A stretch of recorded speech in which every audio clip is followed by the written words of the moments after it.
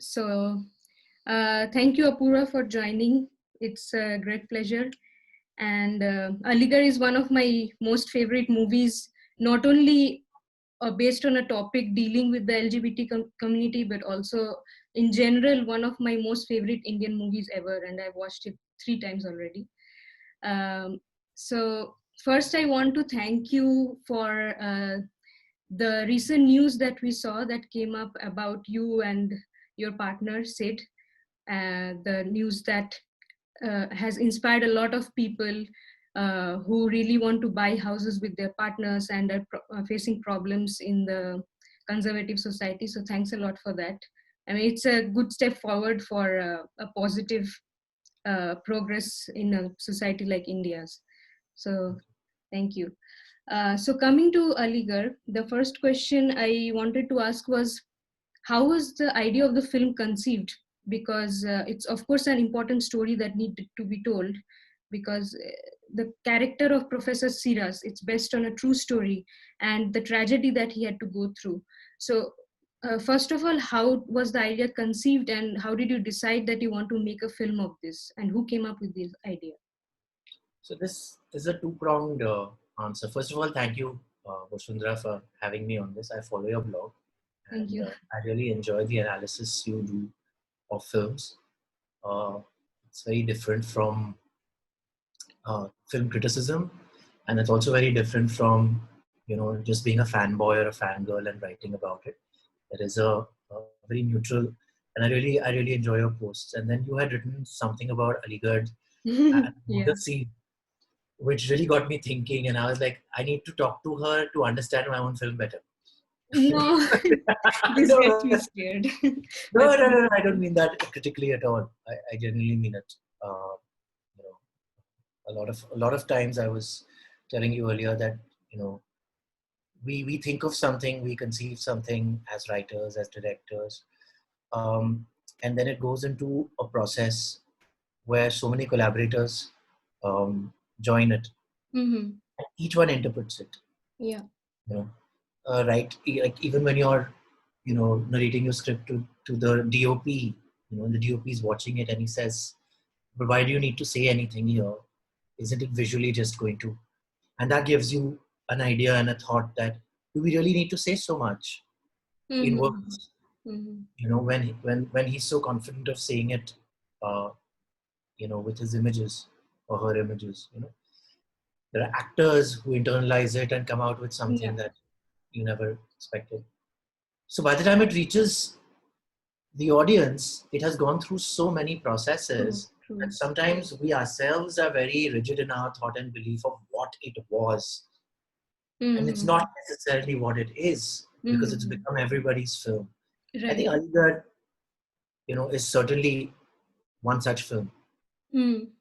How did it begin? It's a two-pronged answer.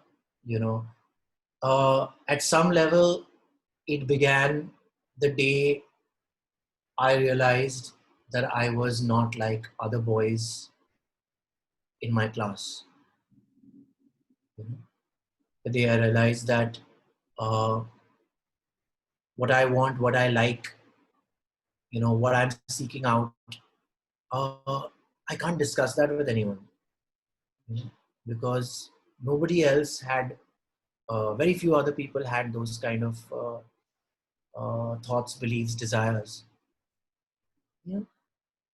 And I found myself getting into I wouldn't say a shell, but developing a persona, a mask, where I would walk, talk in a particular way. I would say the things that were Mhm. cool, that every other kid Yeah. was saying, so I could belong to that, right? My mannerisms I started to develop. I was just thinking today, I was on the scooter, I live in Goa, and I was on the scooter coming home, and Sid was riding the scooter, and I was sitting behind him, and I had my hands Mm. like this on something that I was holding. And I was riding, and there's a guy another guy on a scooter next to me who stopped at the signal, and he looked at me, and I immediately sat like this, you know, and I said, my God, I'm 42 years old. I've been out of the closet for so long. You know, I have achieved so much in my career, in my life. I'm outspoken. Mm-hmm. I still, without knowing it, I'm pretending. I'm acting Unconsciously, yeah. unconsciously because my whole childhood, my whole growing up, I was projecting something. Right. You know. So there was always a desire for people to understand what someone like me is about. And as I grew older, I met more people in a similar kind of a closet. Mm-hmm. You know. And then I saw all these movies where homosexual people were just were used Comic purposes, many comic times. purposes or villainous purposes, generally to make the hero look more masculine. Mm-hmm. That's true. Okay, but they just in our cheek, Yeah. Oh my the guy God. just like his Horrible. all every gay guy wants to sleep with any guy. It's like that kind of projection, which is so Mm-hmm. Mm-hmm. humiliating and untrue, Yeah. you know. Uh, and so you grew up with that frustration that nobody is getting it. Your own family is not getting it. Mm-hmm. Your own, you know, fathers and uncles are sitting together and making jokes about it, and you have to laugh Mm-hmm. because otherwise you're. And when you laugh like that, you're really hurting your own self-respect, and Yeah, exactly. Mm-hmm. and you Yeah. keep doing that for a very long time. Mm-hmm. So watching all those movies, and I mean, I keep going on about Dostana, poor thing. I feel bad about the people who made it. I've been writing about it, going on about it. Mm-hmm. And they have, made other movies that are so much better. Karan Johar's made Kapoor and Sons, which was a far more respectful film and all of that. So it's not trying to. I hate this whole victimizing one person. It's a What is, system. but let me interrupt you because you're talking about this thing. In Dostana, for example, the guys were acting, they were not actually gay, but it's still kind of insulting to the amount of, the kind of portrayal that they have made.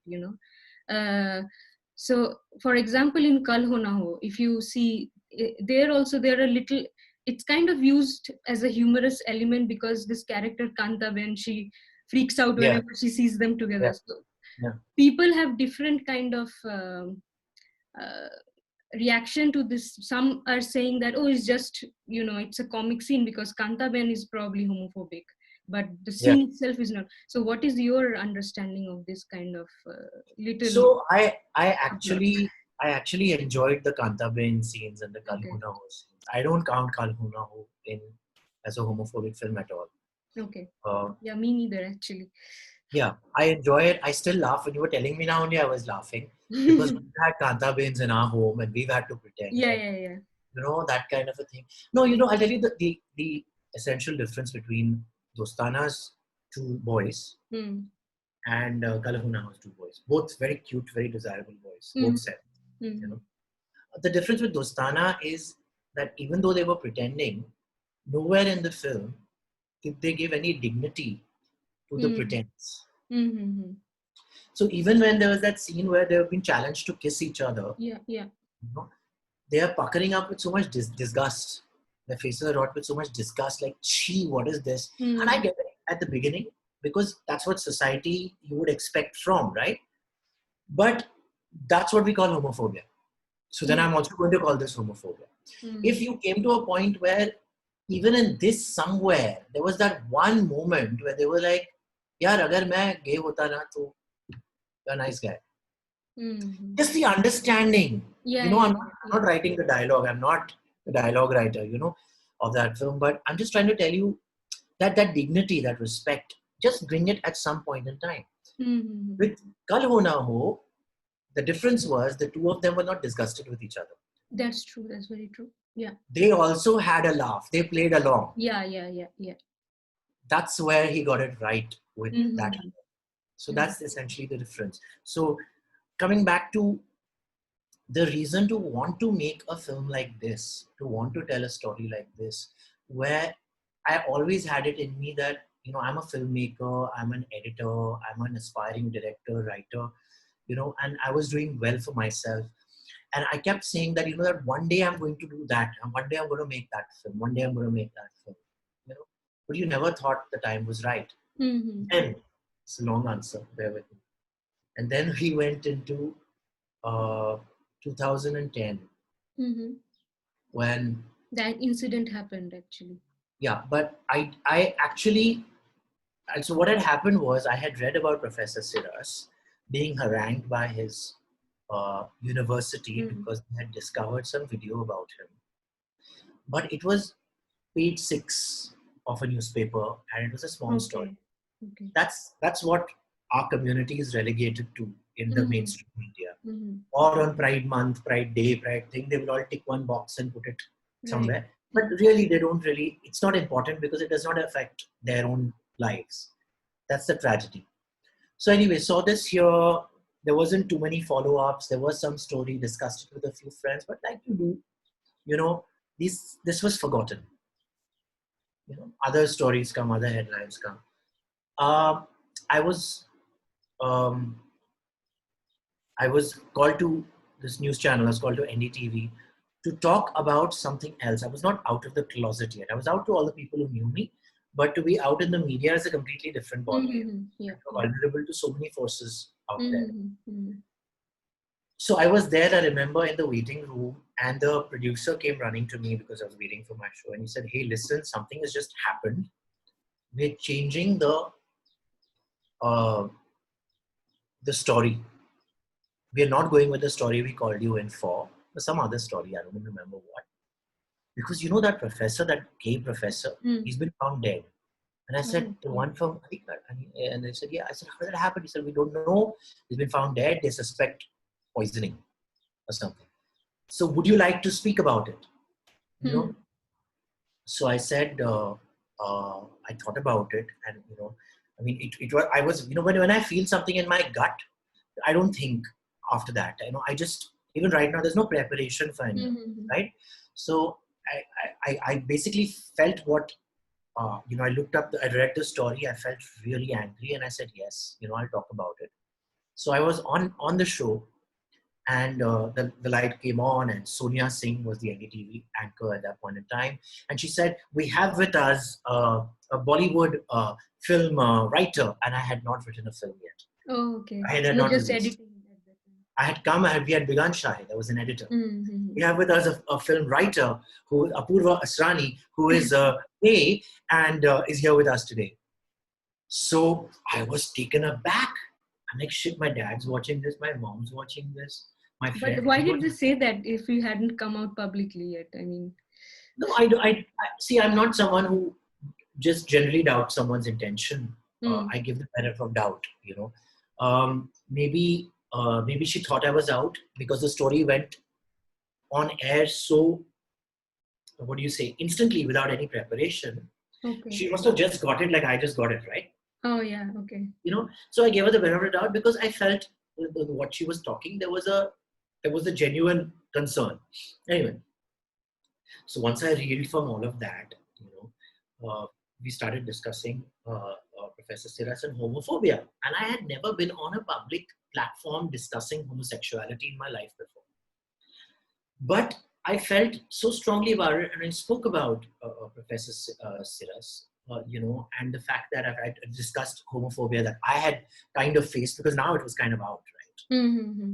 And that's the thing. That's also the thing. The reason I didn't get upset was because somewhere I think it's very liberating for a gay man to be out of the closet. Yeah, yeah, of course. Because that pretense that I was telling you about earlier, you suddenly don't have to pretend. Mm-hmm. Mm-hmm. You know what I'm trying to say? Yeah, I yeah. don't think people should out people without their consent. Yeah. I would never do that. But if it happens for whatever reason, I think it's something that you own. Right. Mm-hmm. And anyway, so that happened, and I came back and I discussed it with a lot of people. I discussed it with my director. We were doing Shahid, Hansal, Mm-hmm. and things. Uh, but that story was too out of our reach to even consider making into a film, because we were still struggling to make a successful film. Mm-hmm. Like my last successful film and Hansal's last successful film were years ago. And when we come in as outsiders in this film Mm-hmm. industry, we Mm-hmm. have to keep proving ourselves in every film. Right. Yeah. Every film. You could have I won a Filmfare Award, I won a national award. I had everything going for me. I had Satya, I had Snip, I had like really good films behind me. I'd made the Tera Mera Pyar music videos with Mm-hmm. Ranbir and all of everything. But they will forget it if you have 2, 3 flop movies. And Hansal and I were in that boat. So we decided we were making Shahid. Mm-hmm. Okay? And Shahid was a very brave film to make. Yeah, At definitely. that point in time. It's another amazing one. Yeah. It was about a Muslim man, who was accused to be a terrorist and became a pro bono lawyer. And there was enough bad press about him. It was a risky film to make, So, Aligarh तो दूर की बात है. ये professor found dead. तो मतलब 2010 में तो दूर की बात थी. Okay, so we went and made Shahid, and Shahid, to our joy, was a very successful film. And it kickstarted our careers. And then we made City Lights. And City Lights did very well, and and it was so prophetic. After while we were doing City Lights, I think towards the end of City Lights, I woke up one morning, and Hansal and I used to have these early morning 6:30, 7 a.m. chats. Yeah, I had this idea, Apu Raj का जो वो scene है ना, उसको हम ऐसे काटते हैं या वैसे काटते हैं, and I'll be like, hey Hansal, listen, we don't need to shoot that scene. I had this dream. Okay, let's just edit it, cut it directly to this, and that's how we make movies. Very, very good. Yeah. It's a real tragedy that we spoiled our wonderful relationship. We were a wonderful team, and I still miss the magic of those creations. Were I think a godsend, and it came with our idiosyncrasies and our differences. That's how we challenged each other. Yeah. So one such morning phone call, Hansal calls me and he says, Apu, I received this mail from this girl from Delhi, and she basically saw Shahid last night and she was very moved. And she wrote to me saying, have you heard about Professor Siras? Why don't you make a film on him?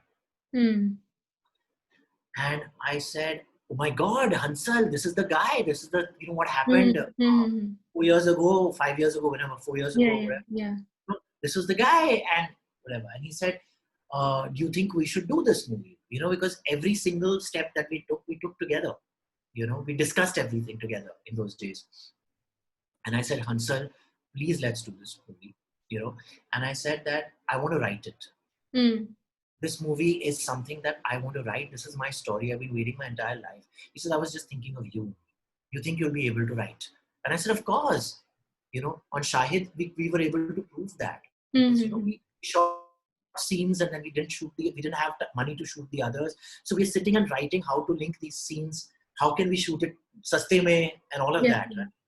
So there are so many lines in that film. Like, for example, if you remember, there's that one dialogue that somebody calls to threaten Shahid Azmi. And he says, "Aapko Gandhi samajhta hai kya?" That was a risky line. Yeah.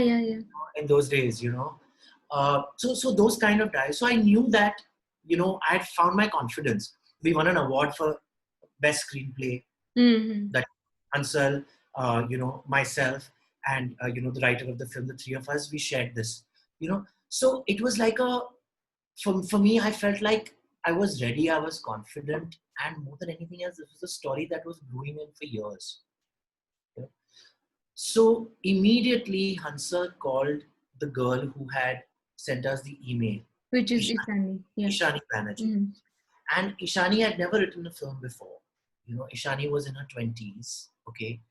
And Ishani and I met, I think she should tell this story. Is it okay if I call Ishani? Yeah, sure.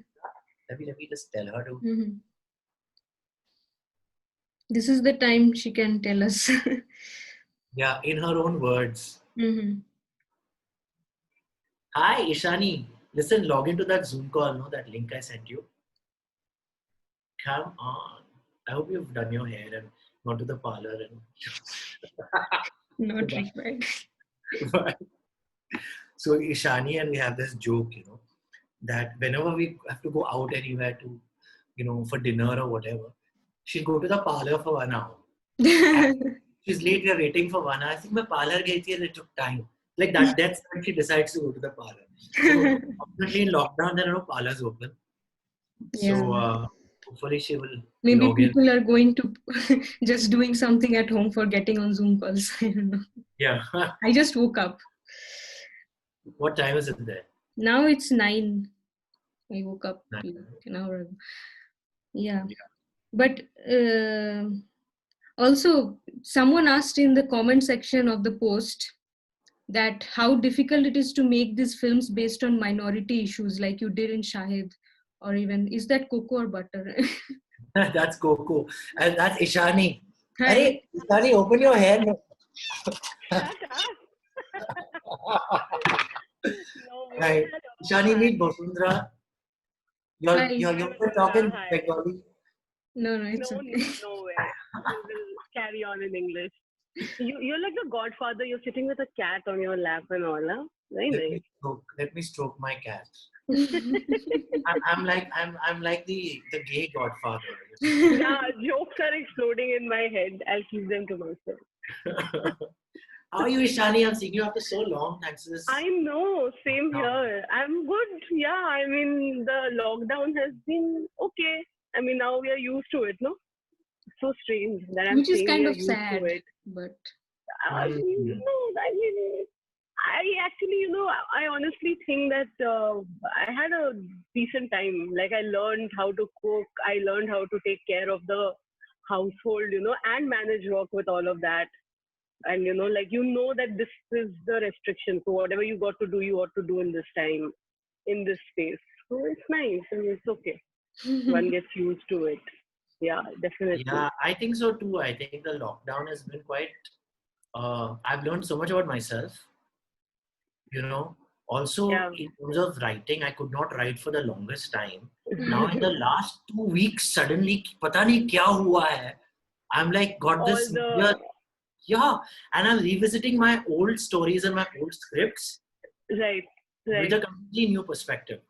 Yeah, actually, is it happening with you, kya? Matlab, because it started to happen with me that I'm looking at everything and thinking now, like now if I set this, I will have to set it in COVID times.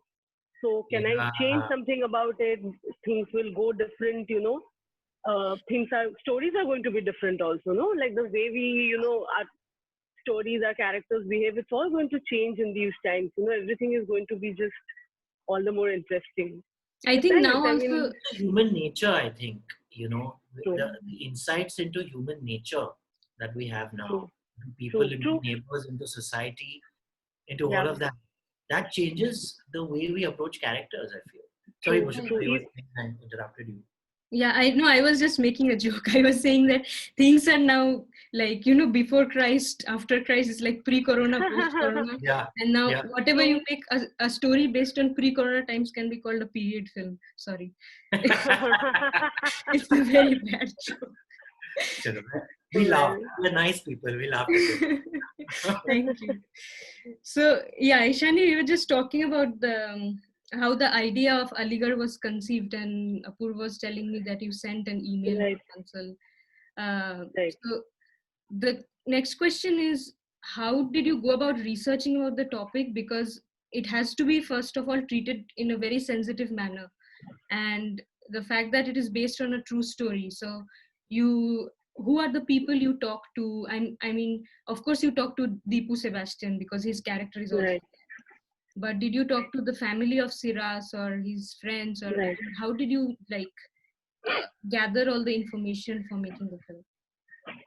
So I think the one thing that helped was I was living in Delhi at that time when I first met Hansal sir, Apu, everybody, and then I went back to basically pack my bag, do my 1 month notice, and then I had to come to Bombay, and I moved to Bombay after a month. But in that 1 month was useful because I started doing research in Delhi, and I was constantly in touch with the team and telling them that this is what we are going to do. And I remember, Apu, you remember you used to send me questions over the email saying that, okay, Yeah. if you're going to go, just, like he would come from that perspective of screenwriting. Like, I didn't know all of that. So that was how it was, and then we started with basically journalists, which we do, every time we research a subject. the first thing you do is reach out to media who has been writing about it. There were a couple of journalists actually that we reached out to and met them at the press club, got to know, from them about Cyrus because Professor Cyrus was dead and we wanted to also get a sense of who he was when he was alive, Yeah. And then I made one trip to Aligarh, which was very helpful, of course, because kind of, brings the space alive and kind of makes the people alive over there. Met his colleagues and also see he didn't have much of a family, which is there in the film if you watch it. So he was quite a loner. He liked living by himself. He had his own eccentricities and quirks. So we got to learn a lot about him, like, saw his small department where he used to teach. And, it's a huge, if you look at Aligarh Muslim University, it's a huge, huge campus. Beautiful, sprawling campus. But very small Marathi department. Very small because, of course, I mean, it's linguistic department, like come on, in today's DNA, we know how much importance is given to that, unfortunately.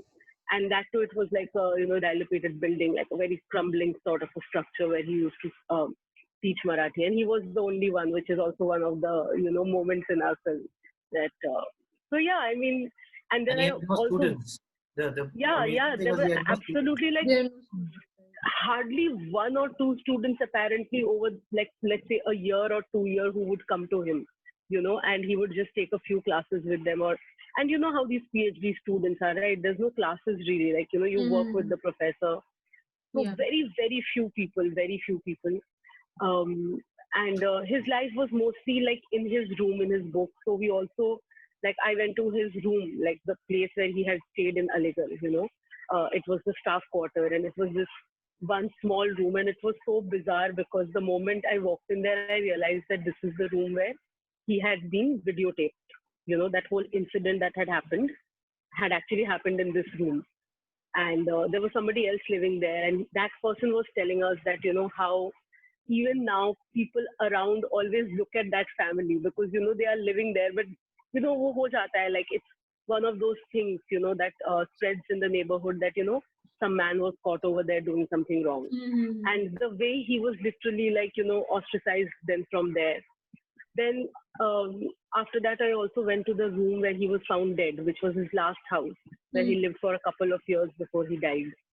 So again, like a very strange, eerie feeling that was, to just stand in that. And it's a known thing over there. People know, now it's 2020, but I think that was 2014 when we were doing the research and all.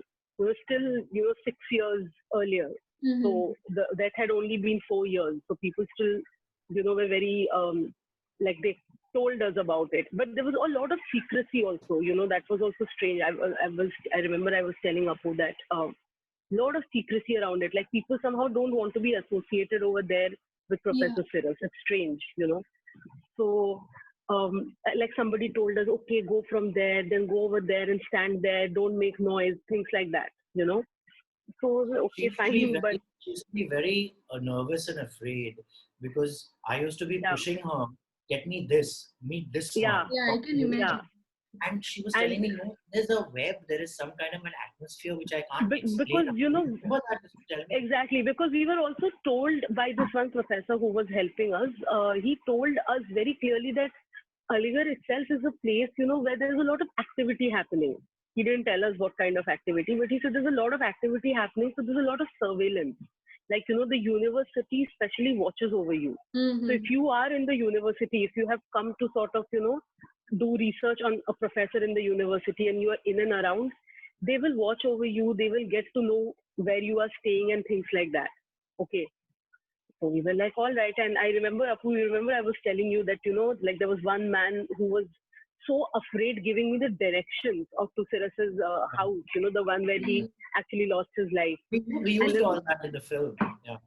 This actually reminds me of something that the scenes where Deepu Sebastian is going looking for Irfan, the rickshawala, is the same kind of situation. Correct. Yeah. Correct. Yeah. That's what we got from that. Exactly. Because it was just like that, even when we were standing outside the house, that house where he was dead was locked. Nobody was living there. Okay. So the landlord had locked the place.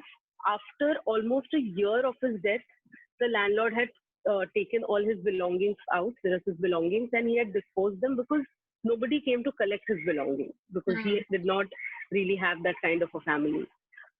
So we were standing outside, and the landlord was telling us that, this is where his body was, that is where it was facing, and we could see it from outside the window.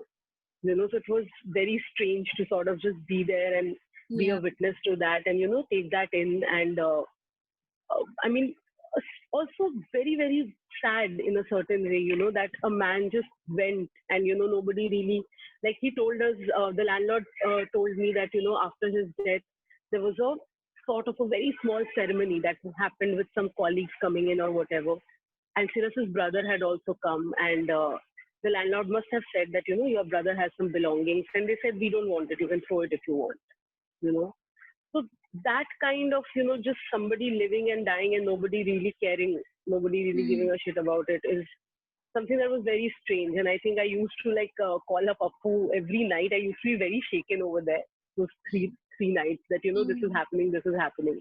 We were shaken, Ishani, till the very end of writing. Till the very end of our writing. Yeah. Oh we God. used to have such emotional moments because we used to have these. So we would first, come to this moment where, this is a great scene, okay? We've created this really amazing scene, and we're like, wow, what a great scene, fantastic. Yeah. Suddenly it would hit us that we are celebrating something about someone who has suffered that in reality. Yeah. And I remember that day when I wrote the dialogue of that scene where where Deepu meets after Siras dies. It was edited out of the movie. Right. Where he meets what was the colleague's name? What did we call the colleague? Satishan, I think. Not Satishan. Yeah, Satishan we kept. But he meets it was Satishan.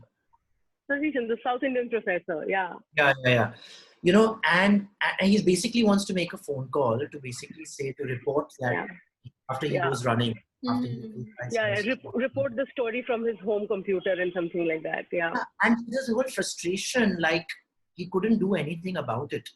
Yeah. Like, it is too late now. I remember I broke down crying so much. I was weeping. Yeah. I called this girl and I told her. I remember that. I remember. We used to have our. We used to break down, like we would be talking, we would be happy doing, cracking something. Then the reality of it would strike us that, fuck, this is so crazy, this is so overwhelming, And Appu was also, I think, it was so, I could see that, you had so much personal angst, experience, rage, everything that you brought in. I mean, it must have been, in the beginning, I didn't know this, but when I started working with you, I mean, I could see how cathartic also it used to be. You used to tell me instances of your life also, you used to tell me how it was for you, to live, and how you, that loneliness of, somebody who's so misunderstood, who's so, doesn't want to be labeled, that kind of a thing. I mean, those layers, I mean, that was just crazy, we really, really worked on something amazing, We really did. No, it turned out to be a great film. Thanks for making this film. Not just because, as you said, the story was somewhere on page 6 of the newspaper. More and more people needed to know about the trauma. But eventually it came out so good. And among contemporary films in the 2000s that deal with this kind of subject, it's one of the most sensitively made films. Because just now I was talking with Apurva about all these old movies that dealt with homosexuality and how they trivialized the whole concept. So I think we have come a long way from that. Even after, Fire and all, they got banned back in 1996. And then, oh my God. Yeah, and when Aligarh released, there was a lot of trepidation.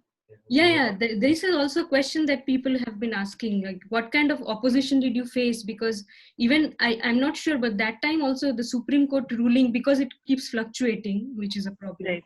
What was the situation that time? I think it was still criminalized, right?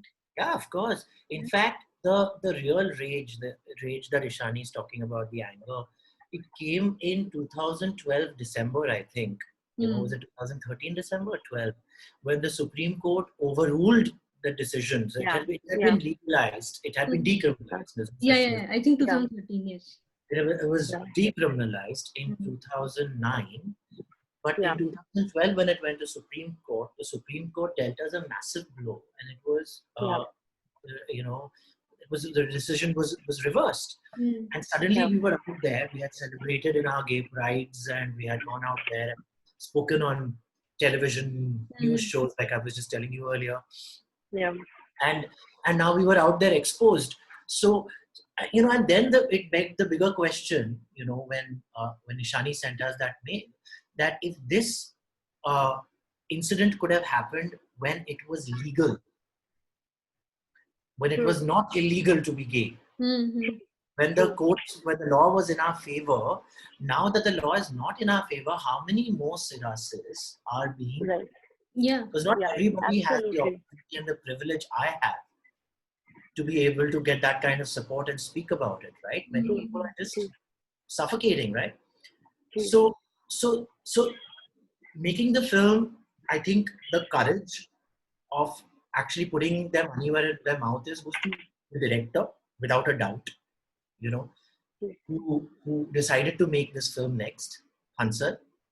But it actually goes to bigger than that. More than any of us are the producers, and they get the least talked about. For a producer, because ultimately if there's any litigation, it's a risk, any opposition, and all the monies that are going in from the producers, which are Eros International. And Eros International were making Golio Ki Ras Leela, and they were making Sanjay Leela Bhansali films and all these big films. And for them to back this film, if not, I don't think Aligarh would have been made with the kind of respect that it was made. And I think we feared some kind of backlash from sections of society. Yeah. Not that while writing it, I don't think we ever cared about that at all. People are not seeing it at that stage. They don't know. I mean, I think we even discussed and we said that, okay, if, somebody from Aligarh says something, we'll take care of it. It's all out there. It's all public news. We are not fabricating things. It's all out there. This is news that is out. This is news that is public. So, But we did face opposition while making the film from two quarters. Okay? Yeah.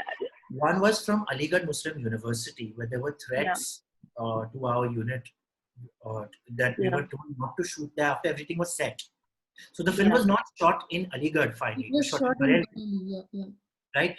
Because last minute the plans had to change because the then Vice Chancellor, reached out to our producers and said, sorry, we can't, because we can't guarantee your safety, because there have been groups and there was violence happening there in any case.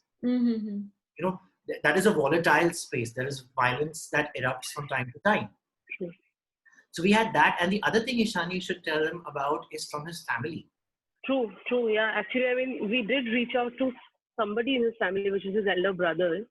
And in the beginning, they said that, we will, we are ready to talk and this and that. But then they just went cold, because we said that, we have some questions. We want to ask you a few things. We want to come and visit Nagpur if possible, because he is from Nagpur. And he has an ancestral home there. Professor Siras had a big ancestral home there. His brothers were lawyers. They had their office over there. And it was a known family, like they had some local reputation or whatever.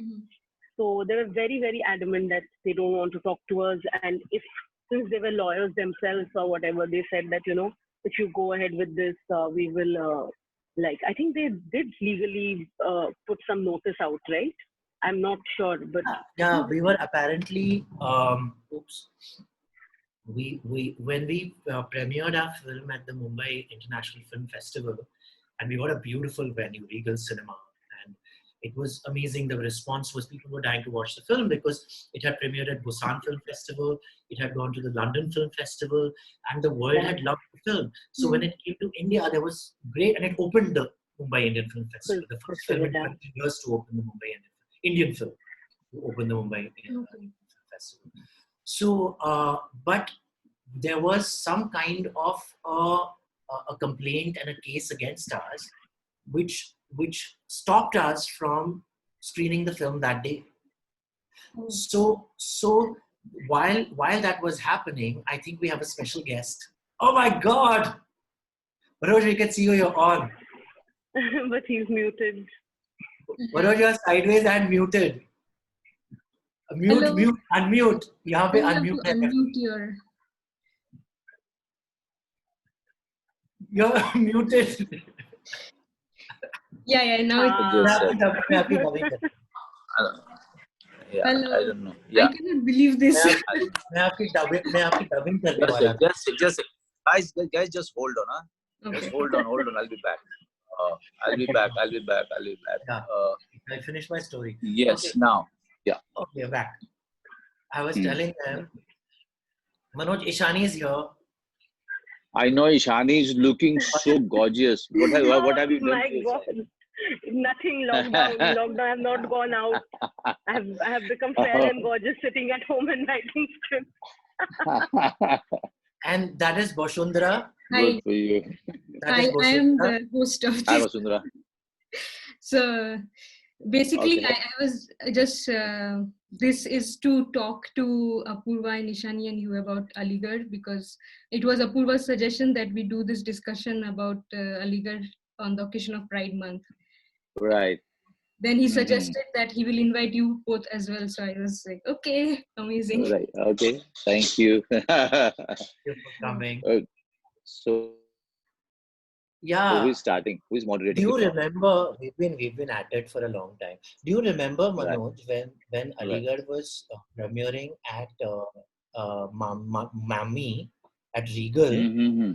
they Right. had to stop the screening of the film, no? I still remember that. Because most of the people were outside and there was a huge queue and everybody wanted to come in, and that was not stopping even when the hall was full, still people outside. So yeah, I mean there was quite a lot of confusion and chaos outside. Yeah.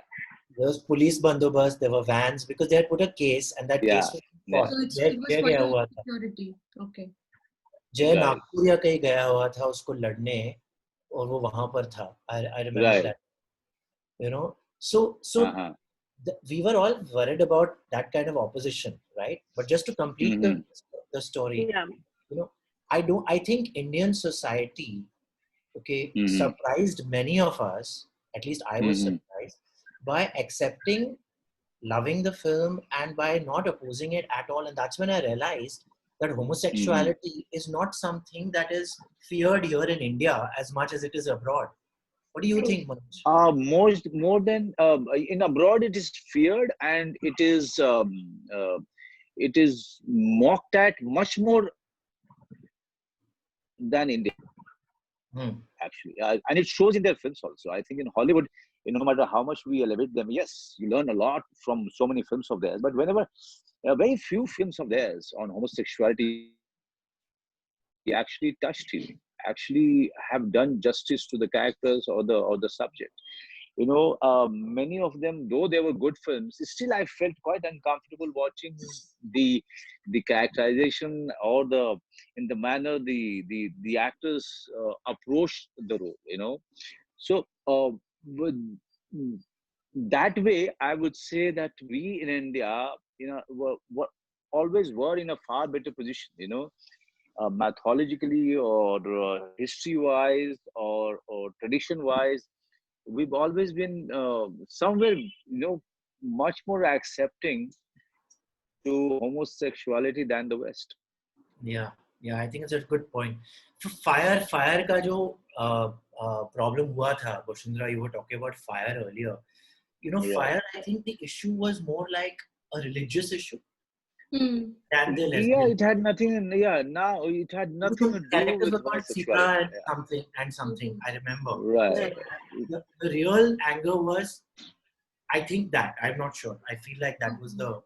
No. That was. It had nothing to do with homosexuality as much as far as I remember. It all started with the local problem. Okay.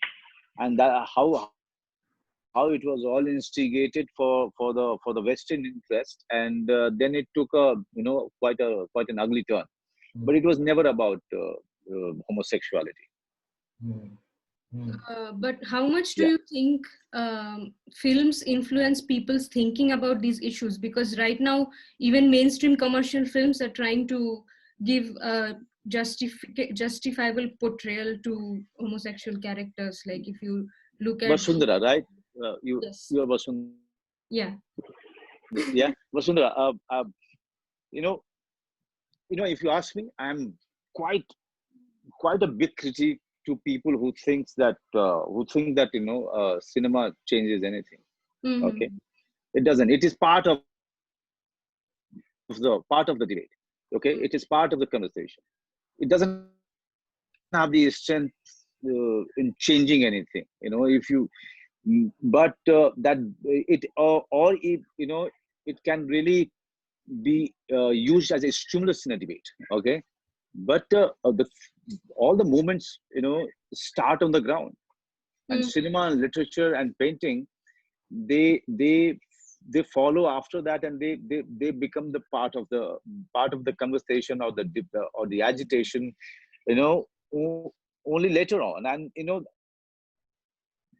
And they work as a stimulus, but really thinking that cinema itself changes everything. i have No, uh, that. I have a strong reservation about it. Mm-hmm.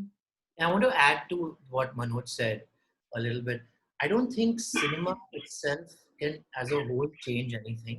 No. But I think cinema can start a discussion and a Yeah, conversation. exactly. And Yeah. like you said, I think that conversation will also happen when people are ready for the conversation. True. So Right. they, lohe pe loha garam hai maro hatauda. So I think Aligarh is a case in point of that muhavra. True. जिस timing पे आया अलीगढ़, और उसके बाद जो conversation शुरू हुई, और फिर 2 साल बाद जो 2016 में हमारी फिल्म आई, 2018 में सुप्रीम कोर्ट ने ये डिसीजन सुनाया, so there was a really very strong, and everybody was ready to support it. So it is also the timing. I feel start a conversation. Yeah, it was a timing also, because the verdict was awaited, and also in the atmosphere that we were political atmosphere that we were making. We made the film. All in all, it was anyway somewhere mentioning it, or fighting the LGBT cause in the parliament.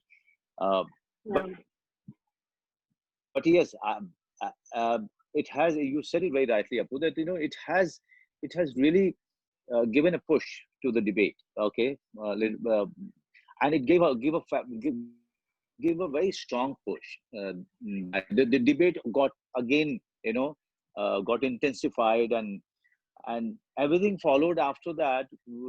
Somewhere we as people who are associated with the film felt quite good about our contribution. Okay, in the whole debate. But vindicated in that sense of it, Like I remember, I think right. When the verdict was coming out, I think the film was even mentioned in the Supreme Court or something, right? Like, and we felt that, I mean, to be a part of such a raging conversation and to sort of be in that when you see the change happening, I mean, that's something, sort of all the, moments we had broken down, I think felt like, a little more cathartic in that sense of it, definitely. Yeah. But since Manoj sir is here right now, let's talk about the character of Siraz, because that's a very important point, because as you said, there wasn't much material available on him because his family wasn't willing to talk.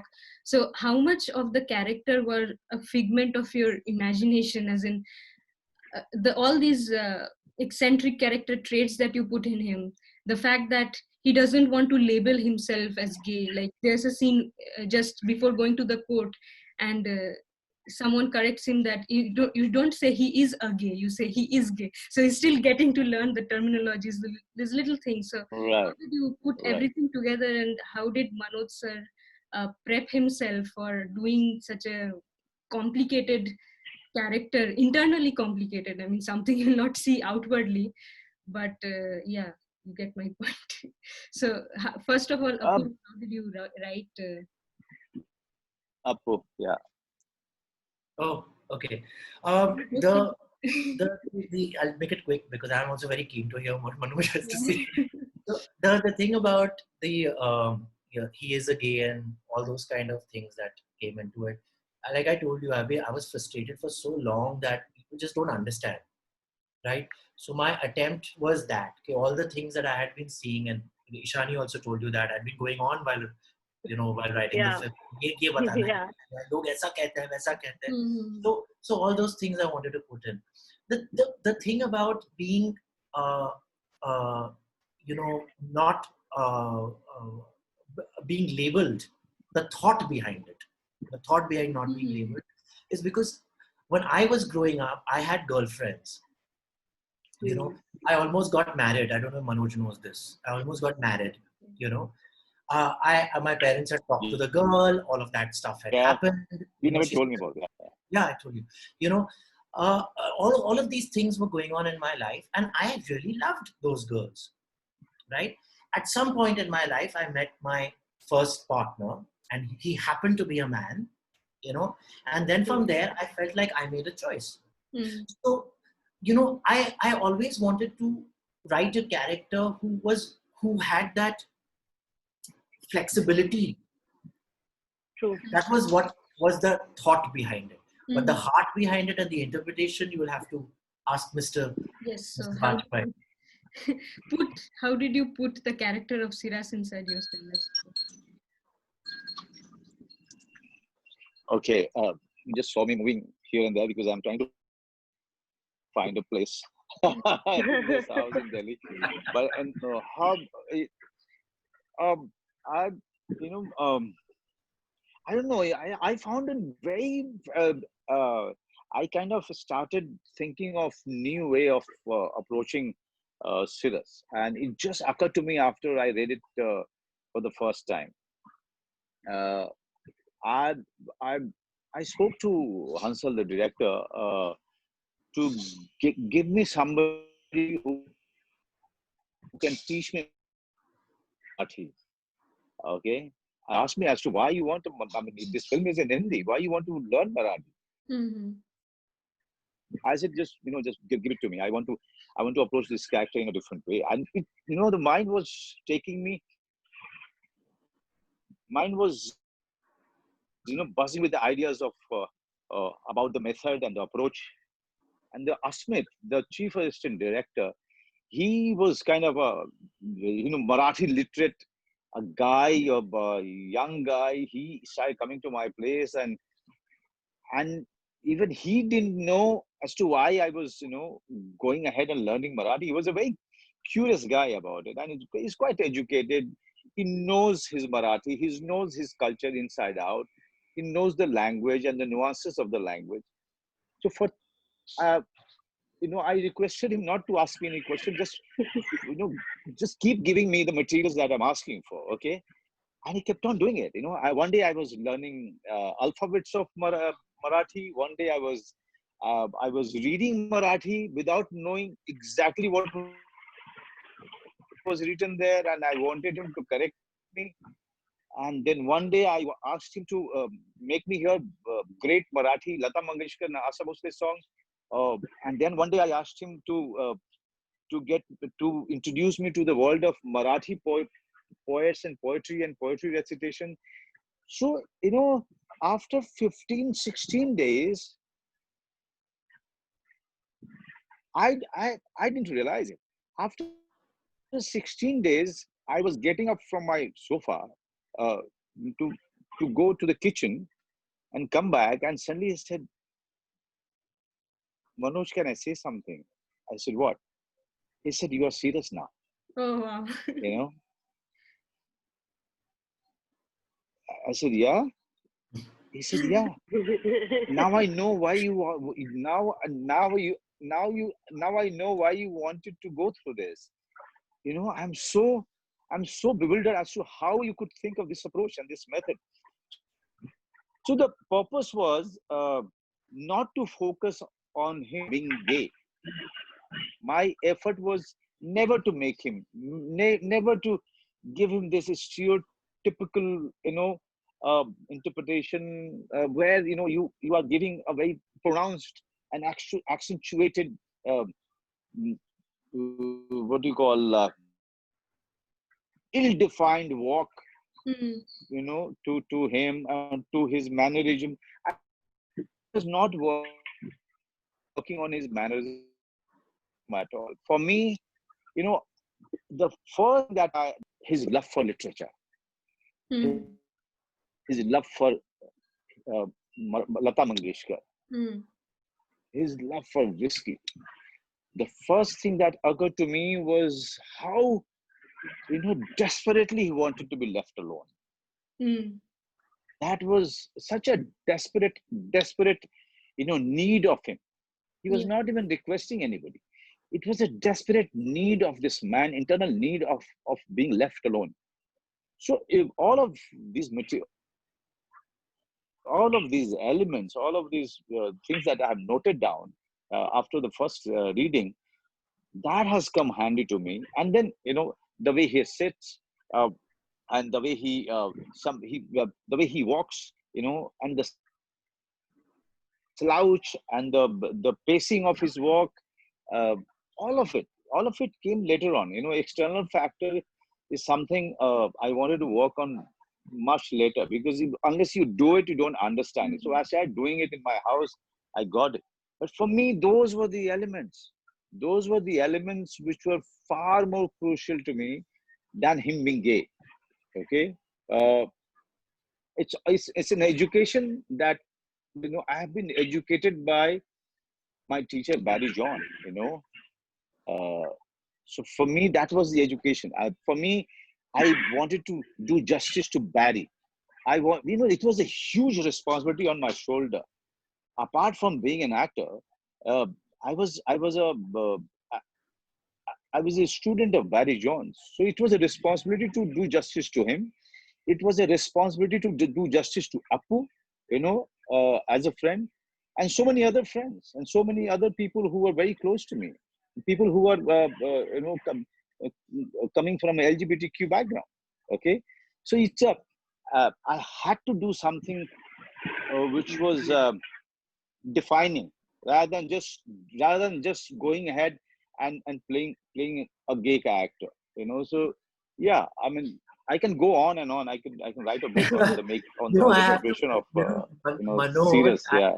I took Manoj to a gay party in long back. 1998.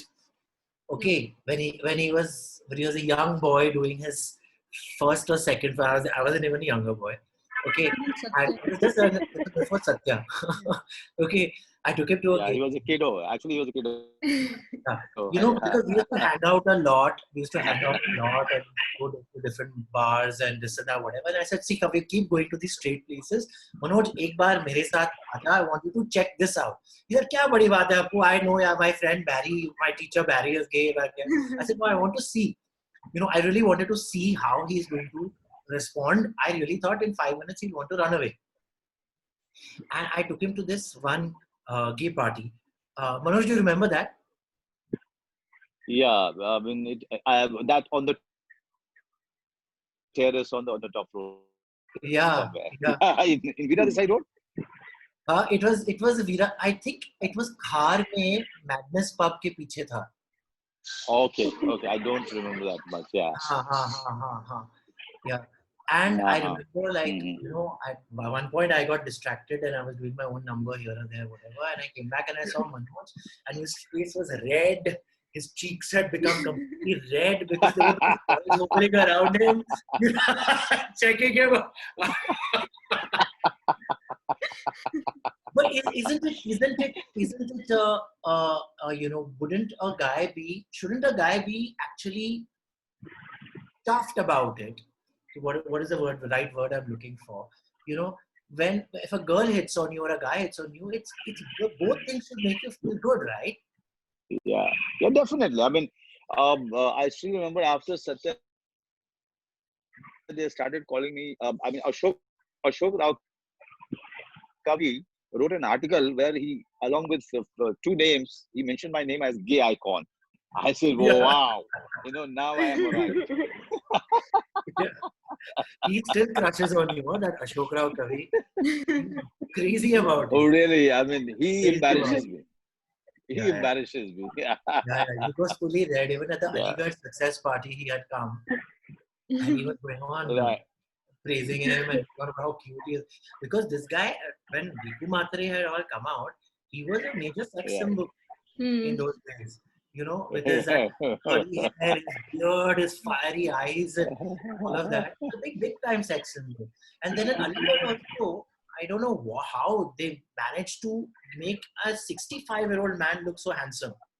So, Yeah, that was, that's we true. didn't expect that. Absolutely, yeah. I That's mean, I what remember. how we I saw feel him when like he I'm was. watching Manoj Bajpayee on screen. I feel like I'm actually watching Siras, even though I've only seen him in pictures, right? But if I have Ramchandra Siras, I'll think of Manoj Bajpayee. That's how it is.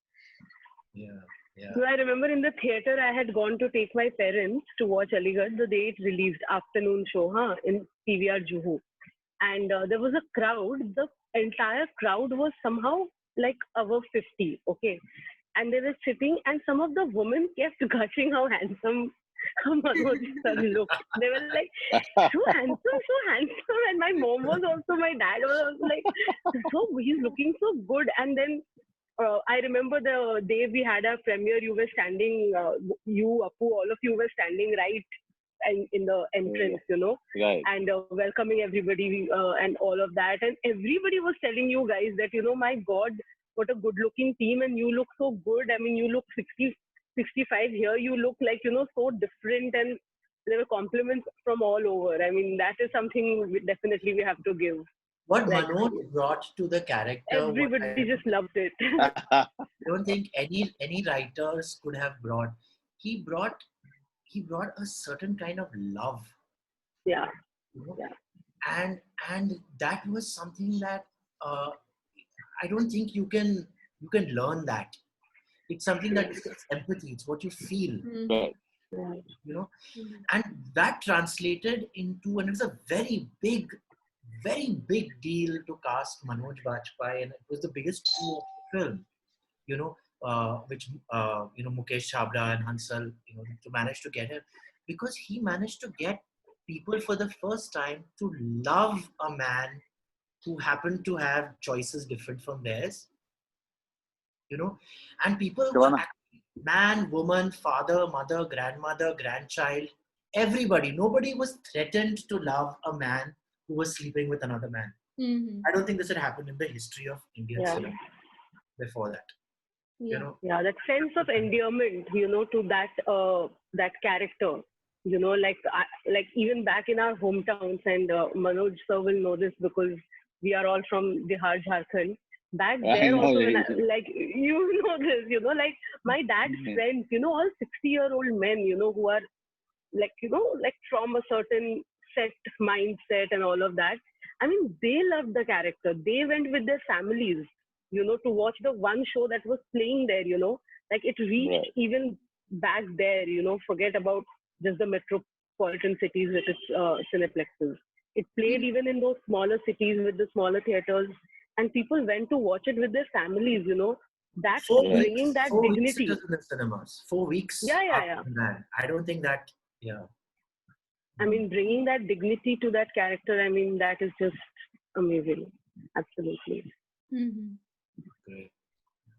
And then also the relationship between Siras and Deepu, the kind of admiration that Deepu developed from Siras after talking to him. Because in the beginning, he was very much like, I remember this scene when the story just comes and he wants to write about it. And then his colleague says that, I have already written an article, and he says that this looks like a gay rights protest article, but I want to give it a humanitarian perspective. So, but the way he understands the plight of the LGBTQ community after talking to him, although Siras himself doesn't say, okay, I belong to a community, he doesn't want to get into all this education. So how do you develop a supporting character like Deepu and link it with a very central, interesting character like Siras and still manage to make Deepu interesting. So that is also very. Deepu, I think, uh, is the world. Deepu, for me at least, represented the world outside that is considered normal. Considered normal, you know.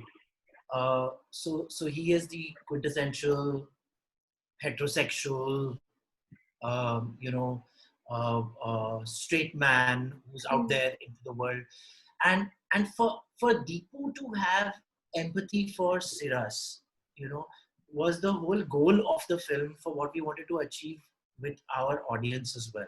What we were just talking a moment earlier, what Siras has managed to achieve. You know, for all sorts of people, in spite of their prejudices, you can't get rid of people's prejudices. But at the same time, you can't stop them from falling in love with someone. Right. So with Deepu, right from the get-go, you know, the guy was a non-judgmental man. You know, and I also feel like when we wrote him, he was a much younger character. The Deepu that we spoke to and interviewed, the Deepu Sebastian, you know, was a much, at the time when he met Siras, was 20, 21 years old. You see, so at that point in time, you're not having that many judgments about life and stuff like that. You're far more open-minded. Correct, na? Deepu was 20, 21 years old. You know. Yeah, he was barely point, like a rookie journalist. Yeah, a rookie journalist, right? And so he was also figuring out his own life and his own experiences. You know, so for Deepu to start to respect Siras, to start to care for Siras, you know, without any reason, you know, is actually, I feel, a great magic in the film. You know, that relationship. Every relationship in our world today has to amount to something. You have to define it, right? Again, वो label वाली बात आ जाती है, तुम क्या हो? Right? But with Deepu and Siras, and I think in their own dynamics as actors, they found a certain kind of I think Siras started to treat him like his student, which he didn't have there. Is that true, Manoj? What do you think? Oh yes, and that's how that was the backstory. Or that was the approach when I was dealing with Rajkumar's character, and that is why he's not father figure. I would say he's more like a professor who is talking to his student. You know, because he's reading poetry books also. And only because of that one could come up with with that line right in front of the camera. That was am I drunk? So only a professor can talk like that, not a father figure will talk. Am I drunk? And Rajkumar immediately responded to it, not yet. So this is a very professor student talking about poetry, about nuances, about silence. So it was that kind of a relationship we try to develop. Yeah. Also, I think in that scene, if you look at it, like which was one of my favorite parts, is that at one point the character of Deepu asks something and Siras thinks, of what had happened, and he doesn't reply and he stops. Right. So there the transition happens. It's not just somebody, a journalist interviewing a character. It becomes like two human beings. Like, right. there he just stops himself. Right. He's restrained. He doesn't probe any further. He gets it that I have prodded enough for now. And then the final thing he says, sorry to interrupt. This dialogue is one of my favorites when he said they cut the electricity of my apartment today, and then I wanted to jump, and thank God I didn't jump. That's why I can drink. It's such a that's why I can drink again was his. It means it's not a thing you say to a journalist. It's something you say to someone who you are beginning to connect with. What I love is setting the scene in the bedroom. I think that is again a call I think the director took on the set. It was the way we had written it. It was meant to happen in the living room and the kitchen where he's doing something, that kind of a thing. But when I saw the rushes, I saw that they had shot it in the bedroom. Now it's a small room. Room hai to chota, but he's on the bed, or the chair is right there. Now here's a man who's been caught in a sting operation, having sex with another man, right? And here's a young boy who's gone to him. People are teasing him in his office. Why are you so interested in going for this? And they're both sitting next to each other. He's on the bed. But it's the most dignified conversation between two people where that boy is in awe of this man. And this man is basically feeling affection towards the student sitting there. And I think in that scene for me, I felt like something unwritten again, which it was an unspoken thing, about how gay people are often put in this whole bracket that they will hit on anyone, they will want to have sex with anyone. It's all about sex, right? Cirrus didn't have that, give off that energy at all. And Deepu never even saw him thinking कि शायद ये होने वाला है. ये कि वो electricity scene में आप मेरे पीछे हटिए, मेरे से पीछे हटिए, जब वो fuse कर रहा है, and Cirrus gets upset, what do you mean? He's offended. You're coming close to me from behind, right? So he says मेरे पीछे हटिए. He says नहीं sir, रोने shock लगेगा. So even there he just dismisses the whole thing. There's so many nuances. Especially since you mentioned that you wanted to portray his love for Lata Mangeshkar songs, etc. So there are two Lata Mangeshkar songs.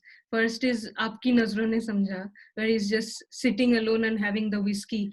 Just after all these things have happened, but he's kind of wants to have a peace of mind. He wants to feel accepted in his own way. Like listening to this song is about acceptance, right? Someone feeling grateful for getting loved, and then later on there is this song Betab Dil Ki Tamanna, which comes when he has moved to another house and he's because he cannot settle in. He's trying to shoo away mosquitoes, killing mosquitoes. So was there a conscious decision about choosing these two songs? Like how would they bring out his character at this point of time? Because there are thousands of Lata Mangeshkar songs. So how did you do this? I think it was Hansal's, right, Apu? Yeah. We just wrote Lata Mangeshkar song 2 lines. Yeah, it was Hansal and Manoj Bajpayee. But they fit so well now. If you think about it, they fit well. Like Aapki Nazron Ne Samjha, I'm saying, because it is like you have been accepted and you are happy and you are grateful for that acceptance. Betab Dil Ki Tamanna is like you are restless for getting that acceptance. So it's about acceptance in different situations. That was going with scene, going with the change of the place. It just fits in quite well. I think Aapki Nazron Samjha, once he told me that I'm going to play that song, and I was very excited. But we didn't know, first of all, everyone should know that, Hansal and me thought that that scene will get over in 1.5 hours.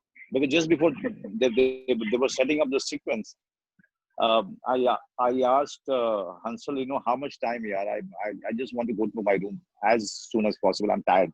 He said, just 1.5 hours. You just have to pour the whiskey and have it, and we'll roll the camera. That's it. I don't think we need many more shots after that. And then, after that first shot, it went on and on and on. Then Hansal thought of, making it into a close-up. Then he thought of taking a close-up of my feet, my hand, so everything. It went on for hours, in really creating the entire scene for me. So that was a magical moment for us. It all happened when we were shooting. It all happened while we were doing that first shot. Yeah, and then, the thing is, first of all, we had this motive, where we would keep coming and meeting Siras, kind of bookmarking certain phases of his life. And that motif was him alone in his room having a drink. And that motif was something where we had decided that तीन था पहले, बाद में दो दो दो कर दिया उसको, कि जब final time when he's in his house, there is no music. And that is the house in which he passes away, in which he dies.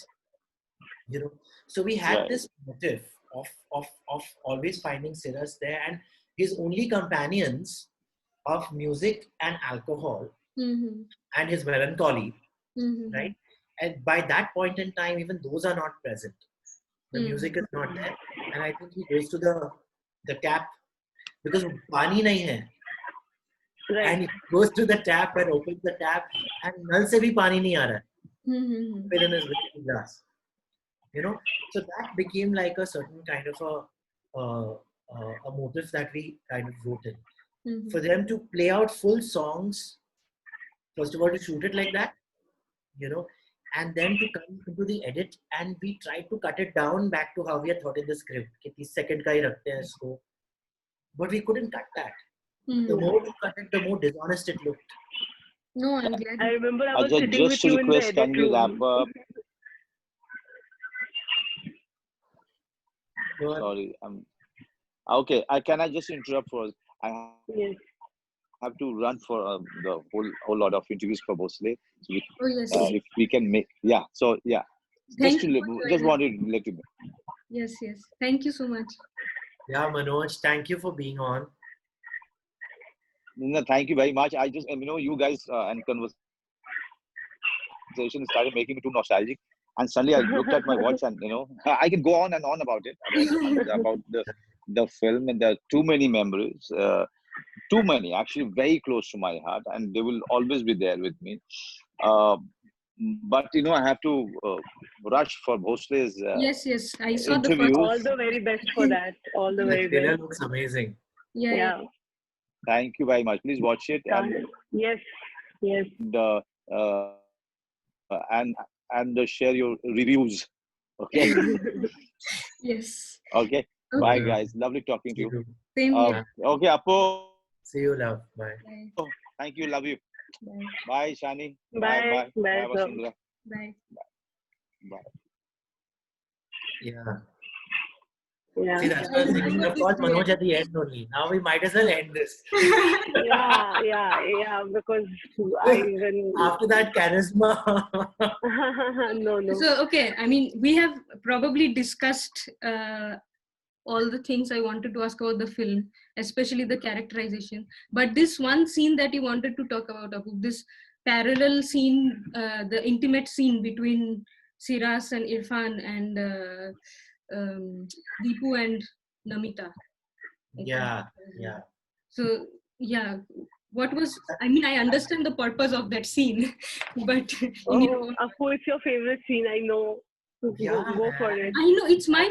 I was watching it on ZEE5 a few days ago so that I could do this discussion. No, they have massacred it. They've removed it. In the beginning, they have. when I watched this movie back in 2015 or 16, whatever it was, that time I thought, wow, this scene is the best highlight of the movie. And then I watch it in ZEE5 again and I see they've cut it out. It's like when Namita is going to kiss Deepu, the cut goes to Siras on the rickshaw. Okay. And then ZEE5 has all these. It's really sad that it had to happen. It's really sad. Because I feel like the film actually peaks at that point in time. That's where you get the whole, like they say, the rust of the film. The intent, the understanding of it comes in that particular moment, because you are able to see Professor Siras intimate with another man, which I think was damn important for us to see. Because yes, he's that respected man who dresses up very dignified, talks dignified, is a well-educated poet and all of those things, right? But what makes a complete person? This also is an aspect of his personality. Yeah. We don't want to like whitewash this, right? And simultaneously, there is a scene where Deepu is being propositioned by his editor, a woman, to make out with him on the terrace of their workplace. Now look at the irony of this scene. Cyrus is in his bedroom with his curtains shut, with somebody who he does not employ, who does not employ him, who is his friend. Yeah. Shouldn't be any kind of controversy there. It's absolutely, consent. There's consent. It's equal. There's all. It's all fine. But here we have a scene where there is a woman in a position of power who is his boss, who takes him to a secluded area in the workplace and says, "Yahan cameras nahi hai." Right? When there are CCTV cameras everywhere, but nothing captures this. There's nothing wrong. But what this man did in the privacy of his bedroom, a camera managed to reach there. And I felt that was was a very important statement that we were trying to make in the film. And also I think that scene is very important to me because some people got it and some people didn't. And we wanted it to be that ambiguous. I don't know if you remember, Ishani, there was this whole discussion about Deepu being, is he gay, is he straight? Yeah, absolutely. I also remember there was a whole discussion about people's reaction to that scene. Do you remember that? Like, when you were editing the film and we used to, like I used to come drop in every now and then because we used to talk about things and Apu would show me what he's thinking, editing, and I would just love to be a part of that process, just to hang around. I remember specifically that you had shown this portion to a bunch of people, and there was a certain reaction to that particular scene. When people said, "Arey, sab acha hai, lekin iski kya zarurat hai?" Remember that? They were like, "Arey, sab acha hai, it's all nice, lekin iski kya zarurat hai?" And Apu turned around. I think it was, there were people who were close to us. And Apu said, "Isi ki to zarurat hai." I remember that. He just said that, "Isi ki to zarurat hai. Yehi to picture hai. Yehi to film hai." इसी की कमी है हमारे discourse में. Exactly. मतलब दिखाने की क्या जरूरत है? बात करने की क्या जरूरत है? अभी में आ गया ना, अभी क्या देखना है? हम समझते हैं, सब समझते हैं. Like my partner and I put out that video. Brute did that video with us, which went viral recently. Yeah. Where we are talking about our review, and there are comments. Most people are so loving and so supportive. There will always be some negative comments, unfortunately. And there are people saying, "Arey, okay, we are okay, but why do you have to broadcast it? दिखाने की क्या जरूरत है? हमारे बच्चों को ही दिखाने की क्या जरूरत है?" I'm like, अरे तुम अपना रिलेशनशिप दिखाते हो, तुम अपना प्यार दिखाते हो, तुम ये सब दिखा सकते हो, मगर मैं कुछ थर्ड क्लास सिटीजन हूँ क्या कि मुझे दिखाने की जरूरत ये नहीं है? So that was what Ishani is referring to. And coming to that point where Deepu and the Namita, and she asks him, she tries to kiss him and he says, does that, and she says, "Kya hua? What happened? You're not interested in me?" He said, "No, it's not this. Is it? Are you gay?" And that's his thing, and he goes and he starts to kiss her. Because for me, till that point in time, the character was meant to be 20, 21 years old, which was what Deepu Sebastian was at the time of the real story. In my head, a lot of people are undecided. A lot of people have, my belief is a lot of people have tendencies to go either way. And many choose whether they will play the game or they will choose their own heart, or they will go for which way they will swing. And for me, that particular moment was a moment where Deepu decided that he's a straight man. Because what I was trying to say is that there's no difference between Cyrus and several other people in this world today. Cyrus never thought he was gay. He's the last person who thought he was gay. He doesn't understand. Yeah. And imagine when he was growing up. He was growing up in the 60s, 70s in Nagpur. You know what I mean? Like and that too not like main Nagpur, like at one portion of Nagpur way back in the 60s, 70s. All these concepts that we have now of, whatever the concepts we have now don't apply to him. It never did, Yeah. which like those things are just construct we have built right now for our time, you know, and our time and space in this world. But Siras's time and space in this world was different from that, you know, which is where I think, Apu, that whole idea also you came up with, that, you know, he doesn't want to be labeled because he doesn't know he's gay. Like that thing doesn't exist for him. Like, And you if know, he doesn't think he's gay, he's not gay. When he asks him, why did you leave your wife? She left you because you're gay. Ripu asked on that boat, that beautiful boat scene. mm. You know, and he says, Siras is surprised. He says, नहीं, इसलिए नहीं, वो मुझसे bore हो गई. मैं अपने काम में, अपने लता मंगेशकर में बिजी रहता था, वो बोर होके चली गई. And that is his truth, that is reality. He's not lying. Yeah. This is reality. So there could be a man who loves his wife, who stays with his wife, who could be busy with his work, but still have the tendency to have sex with another man. That is why it's a spectrum. It's not very compartmentalized, you know. Absolutely. True. Yeah. That was the point. And I think during our research also we came up with, we came to know about this, that somewhere his wife actually still lives in that family property. She's been given some beauty parlor to run or something like that, if I'm not wrong. And she's been given a part of the property and she lives there. You know, she's not connected to anybody. She's estranged from everyone, but she's pretty much there. You know, back in those days, if you're married to somebody, you're married. You know, you inherit a part of that person's land and then you live. It's not like, you know, it's a very different world and time. You know. But if you got really good amount of information about him, that he had a family to talk to, and they provided a lot of. These are people who never talk to us. These are things I'm from his colleagues. And you got to know about his childhood a lot and all the things that shaped his personality. Would you still put those things in the film to give his character a very complete picture, or would you still keep him mysterious as he is? Because I like the mysterious one. We shot his family scene. We shot his family scene. Actually, I was laughing, yeah.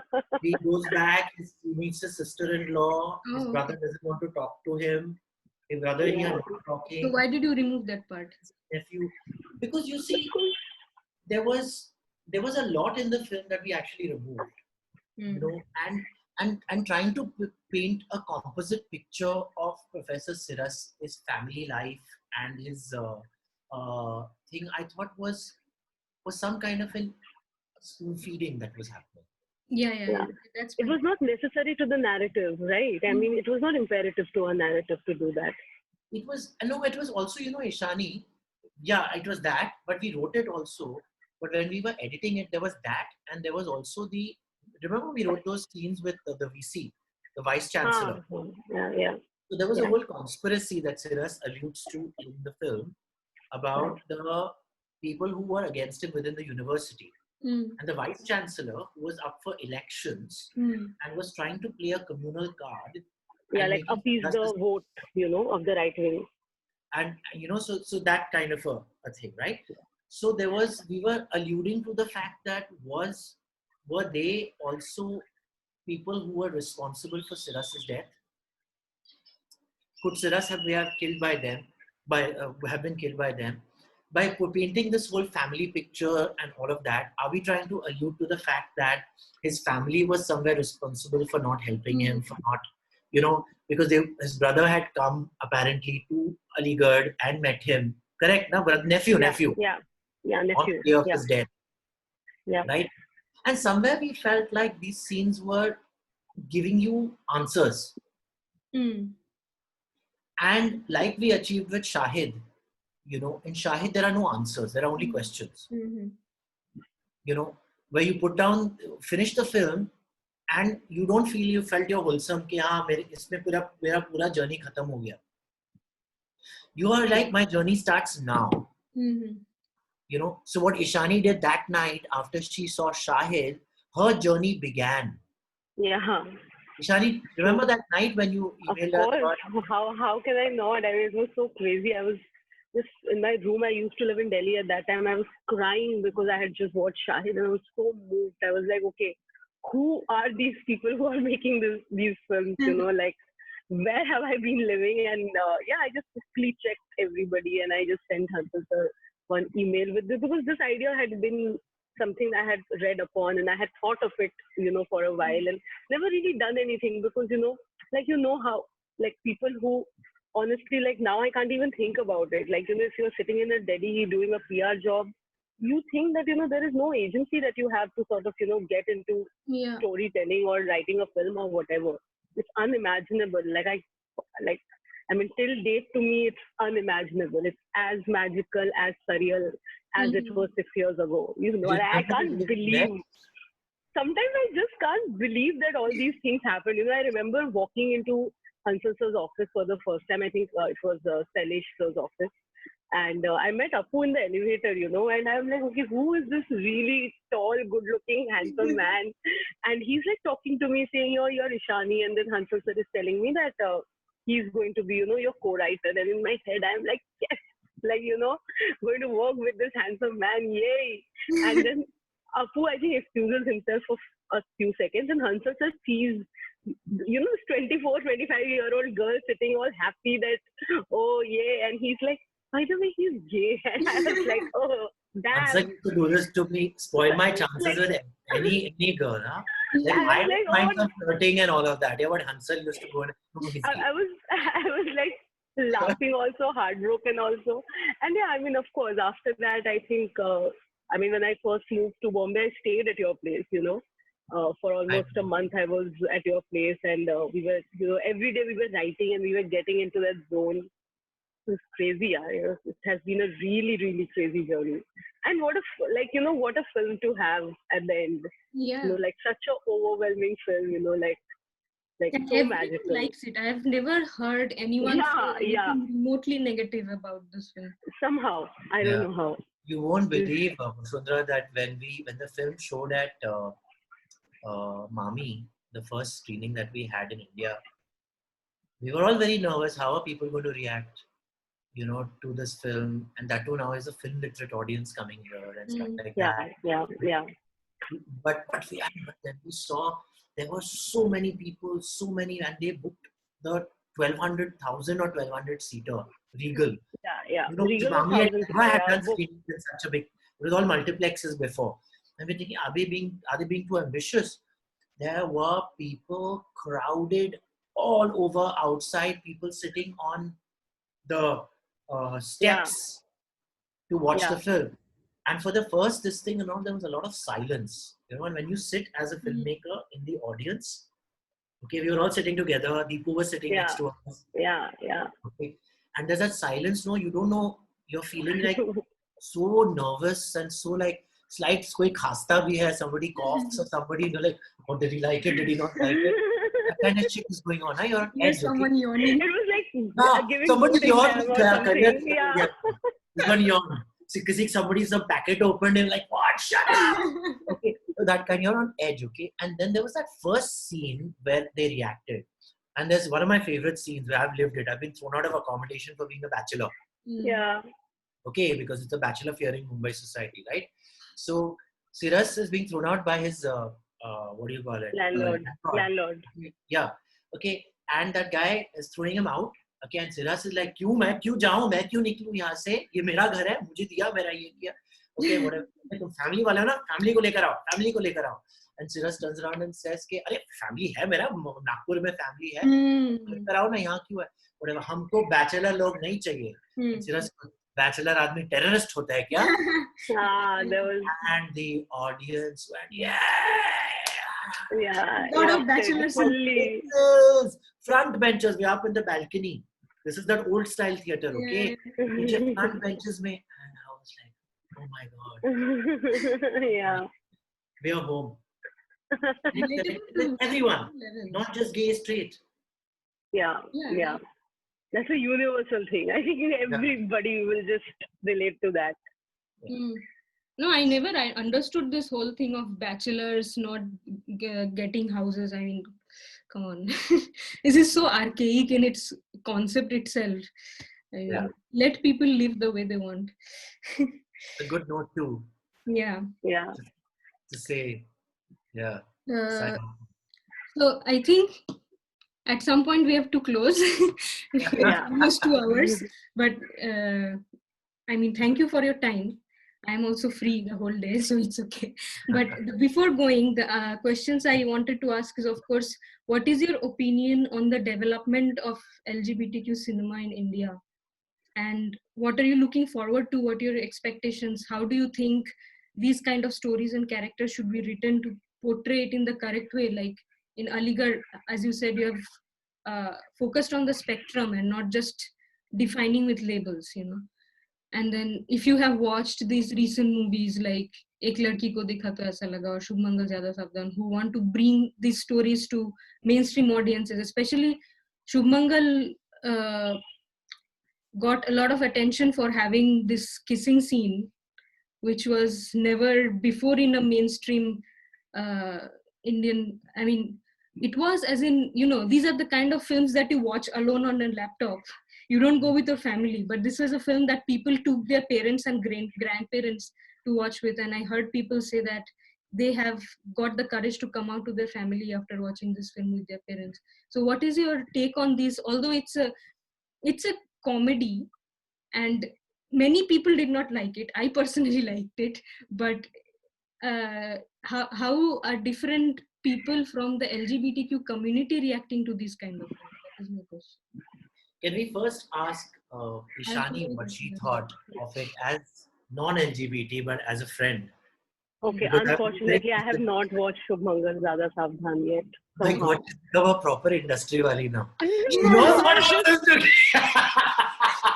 No, but No, generally I- there is something about Oh, I held in my arms. other films. Let me no. So basically, I had gone to my hometown during that time, so I had missed watching it in the theater.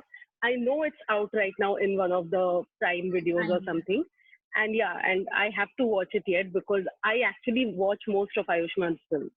Say whatever, I mean, I quite enjoy it. You know, like it's Yeah, much me too. better than at least watching so many other actors who I'm not going to name or whatever.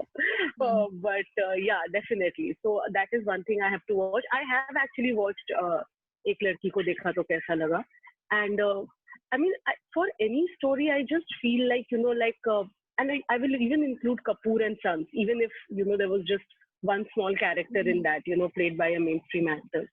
Uh, like, if you just look at all these stories, you know, like, okay, I'll just tell you one simple thing. When I first, let's say, thought of Professor Sirus, you know, I had a friend and I told him, hey, you know, I got to know of this story. And I had just watched Brokeback Mountain at that time, okay, Ang Lee's film. And I told my friend that, dude, we never make a film like this. Yeah. You know, like how you talk when you're like, Arey, hum kyun nahi banate? Yaar, hum bhi to bana sakte hain. And my friend just looked at me and said, what are you talking about? Like, you know, ye picture kabhi nahi banegi yahan pe. And I बनेगी भी remember तो that. बहुत कम लोग देखेंगे. ये 2012-13 की बात है, लेकिन यू नो पिक्चर बनी, पिक्चर रिलीज हुई और हम अभी 2020 में भी उसकी बात कर रहे हैं. So if you look at it, we have had a journey, you know, and I think now it's time that slowly, if you will see, I genuinely have this feeling that it will no longer be just LGBTQ, like, you know, it will be just a community. It's about people, it's about characters. It will be normal. And it will, yeah, but it will still not take away from that, you know. So like what Apu was saying, so if you are gay, you are gay, you know. You will have, I mean, if you look at a gay couple, Apu, you know this more than anyone. I keep telling him, I'm going to make a film on you, like, you know. Let's make, like, you know, let's have stories with everything now in it, you know, like it need not be empowering anymore. Now it's happening, you know. Now it needs to just be written with. Ishani, I'm watching this new show called Arya. Arya, I've not watched it. How is it? I hear it. Good things. I'm loving it. I have not watched it. Yeah. Also, I love Patal look. Okay. I really like. Yeah, really good family man. So I think that they're producing some really good content. Yeah. The thing about Arya is there is a very, very, you know, there's a very shrewd cop, okay, who can be brutal. Okay, one guy called Khan. Okay, and you follow him for like some, you know, for a while, you know, and it's at some point.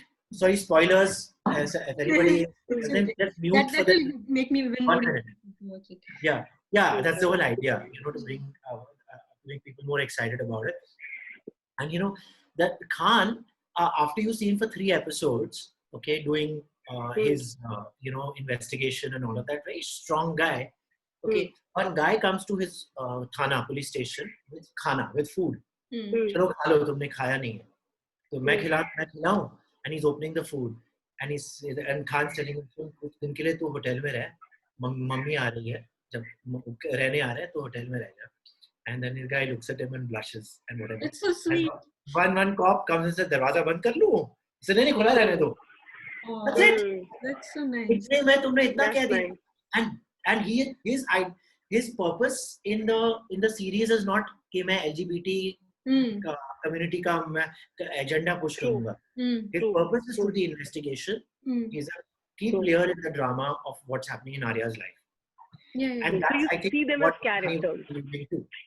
This is the way now our LGBT characters should appear. I think with an amazing thing, I think to have made Aligarh, Margarita with a Straw, Dear Dad with Arvind Swamy, then Kapoor and Sons, LOEV. Made in Heaven, I would like to. LOEV, Made in Heaven. Yeah. Okay. Then there is Sacred Games with Cuckoo. Okay. There is now the one that I'm talking about. All this in a span of 5 years. 37 years before that, they bloody made 1 or 2 and 20 in my entire life. True. Yeah. All this in a span of 5 years. So I'm not, and of course, एक लड़की को देखा तो ऐसा लगा. And the other Ayushmann, I love Ayushmann films. I love all his films because he picks subjects that are that are so simple, that are so normal, and he plays them with such normalcy. Starting the conversation, as you said. Yeah, he does. I don't know if he started the conversation on LGBTQ. Let's be fair on that. I think the LGBTQ conversation had started. I think they cashed in on it as a commercial film. They cashed in on it, and which is fine. They should. They made an entertaining film out of the subject. That was an effort. Now, I didn't buy into that humor. I didn't buy into that kind of comedy. Okay, because I feel like LGBTQ को लेकर मतलब एक sensitivity भी होती है जो मुझे शायद उसमें नहीं नजर आई. But was the intention right? 100%. Yeah. Any place where undermining or humiliating the community? I don't think so. I think it's a step towards the right direction. Now people will improve upon it. I know there are a lot of people who loved it, and maybe if Shubhamangal Zyada Savdan was made non-LGBTQ with the same kind of humor and characters and that characterization, maybe I would have still not fallen for it. So you see, so maybe it's not my kind of movie. That's true. But in terms of the fact that it's that you're talking about that kiss and all that has happened, it adds to this bouquet. I'm so proud that the film got made. There's space for everyone now. Today, that's the space we are in. We should be able to make all sorts of films. True, and so that we can also at some point, I mean, see, that's the thing for any movement. The reason the movement should happen is that at some point the movement has to end. You know what I mean? Because it has to be accepted. Then it becomes, then it's everything. Then it's life. So you don't call, something then LGBTQ film anymore. It's a film. Correct. You just look at it as a film. That's what we are striving to achieve. Yes. That finally, like right now, I feel we are finally doing that. We have characters who might be gay, might be whatever they are. They have their complete everything. We have to write them with. Yeah, you don't just make them one-dimensional. Yeah, like they are not somebody who's a beacon of hope or this and that. They can be very twisted. They can be everything, and we write them with like as writers, filmmakers. We can only write them with so much empathy, and that's about it. It's the same thing that's happening with films that people say women-centric, It's, true. I mean, another thing. It's a flag bearer of feminism. It doesn't have to. You write flawed woman characters. You don't idolize her or you don't demonize her. You humanize. Don't do anything. Yeah, just don't do anything. Just write them as they are, which is people. That's about but Vasundhara and Ishani, I feel like it's a process to reach that place. True. You have to go through the activism cinema. You have to go through the politically correct cinema. You have to go through this is a gay film. This is an LGBT film. This is Yeah, you have to go through the movement to end the movement. We have been a society that has suppressed certain voices for far too long. True. Exactly. Right? And when the norm is so patriarchal, yeah, and so and tells a certain kind of story only, you have to shout and you have to fight to be heard. Right. Yeah. You know, and then when you start telling your stories will naturally carry a lot of pain and angst, because that community has been suppressed for so long that naturally the stories that come out will first be the stories of our frustration. Mm-hmm. So you will see My Brother Nikhil, where one of them dies of AIDS. Yeah. You will see Aligarh, where Sirus, commits suicide or is poisoned. At the end, where you will have to go through those rites of passage. Right. Yeah. Till the voice is still that अंदर वाली जो भड़ास, वो frustration है, वो निकल ना आए. You know, it has to come out. Now that it's starting to come out, the steam is out. Yeah. The conversation is being normalized. Yeah. Now we can start celebrating. Yeah. You know, Yeah. I think there's a place for both. Yeah, absolutely. I think it's the same for what you were saying, like woman-centric films. You know, it's the same. Like, for example, you look at Thappad. It's like the movie I like the best this year so far. Yeah, I like Thappad a lot. I have. It's on Netflix, right? I am yet to watch that also. Yeah. So Thappad is a movie that I found it addresses this patriarchal conditioning, but in a very subtle way. All the scenes, every little nuance has something to say. Okay, if you start observing every scene and write something, something will come out of everything. Yeah. But then it doesn't victimize the women. It doesn't put a blame on the men. It puts a blame on the system. You know, in a way that everyone has been humanized, the men, women, everybody. It's like, especially the character played by Kumud Mishra, the father, who played the father of Taapsee Pannu. He is like the perfect feminist dad you can think of, but he also has issues because of the system he has grown up in. So it was very realistic. So these are the kind of films that we look forward to. And it doesn't have to say that, you know, we are doing it only for women. It can, if it's an issue of domestic violence, it can be about men also. It's just about women face it more than men, so it's easy to portray it as realistic in cinema, and then you bring up the topic. But if you make a film about domestic violence where a man is victimized, without having made films about domestic violence where women are victimized, they will outcry. Are you getting where I'm coming from? Yeah, absolutely. You have to tell these stories that were not being told. Exactly. You see, moments are important to see their full cycles. Yeah, which is absolutely. I mean, that's what I'm saying. Like, you know, you only can first have the movement and then be at the end of it. You know, where you are now thinking of it as everyday life. True. I think we should do a last one and wind up. Yes. Get to something else. That was probably all. There were some questions in the comments about the process of writing and all, but I think through Aligarh we have discussed all these things in detail, so everything is covered. I cannot think of it's very how do you say, a complete and it's my first interview that I'm doing with anybody. I have not talked to anyone. So Ishani doesn't know I am a physicist. I have nothing to do with films. Oh. So I just finished my PhD. I'm doctor now. Oh wow!